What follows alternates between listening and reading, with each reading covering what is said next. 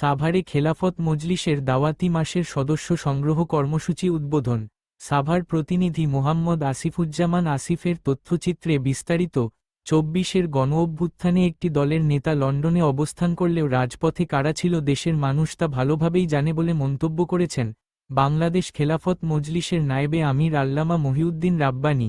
বৃহস্পতিবার দুপুরে সাভারের চান্দুলিয়া এলাকায় সাভার থানা খেলাফত মজলিসের উদ্যোগে কেন্দ্রীয় কর্মসূচির অংশ হিসেবে দাওয়াতি মাস উপলক্ষে নতুন সদস্য সংগ্রহের উদ্বোধনী অনুষ্ঠানে যোগ দিয়ে প্রধান অতিথির বক্তব্যে তিনি এসব কথা বলেন। আল্লামা মহিউদ্দিন রাব্বানী আরও বলেন, বাংলাদেশে একটি দলের নেতারা সিলেটে পাথর লুট করছে, অথচ তারা আবার বড় বড় কথা বলে সাধারণ মানুষকে বিভ্রান্ত করার চেষ্টা করছে। এরা চাঁদাবাজি, রাহাজানি ও লুটতরাজে লিপ্ত। দেশের মানুষ সব জানে। আগামী জাতীয় সংসদ নির্বাচনে এদেরকে জনগণ প্রত্যাখ্যান করবে।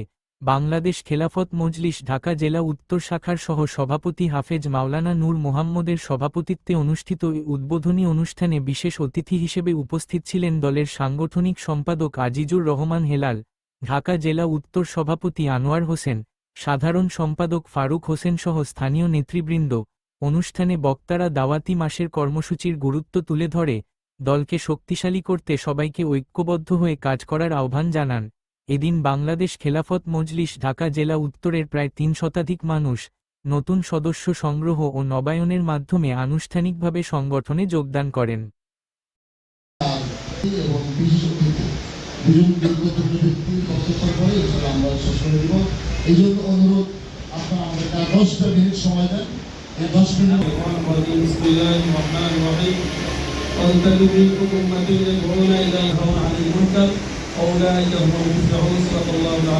আলেম শাইখুল হাদিস আল্লামা মহিউদ্দিন রাব্বানী ভাইরা এবং আজকে যারা বাংলাদেশ খেলাফত মজলিসের সদস্য ফরম পূরণ করে সংগঠনে যোগদান করছে মাওলানা মহিউদ্দিন রাব্বানী এবং শপথ বাক্য পাঠ করাবেন আজকের সম্মানিত সবাই বলেন জাতীয় বাংলাদেশ খেলাফত মজলিসের বিষয় ঢাকা ২ নং আসনে একজন দেশ স্বাধীনতার সময় ছিল পাকিস্তানে, আবার ২৪-এর স্বাধীনতার সময় আরেকজন ছিলেন লন্ডনে।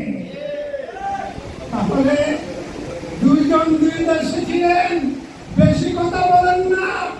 রক্ত কারা দিয়েছে, রাজপথে কারা ছিল, ১৩ ছিলাম, ২১ ছিলাম, ২৪ ছিলাম, ২৫ আছি।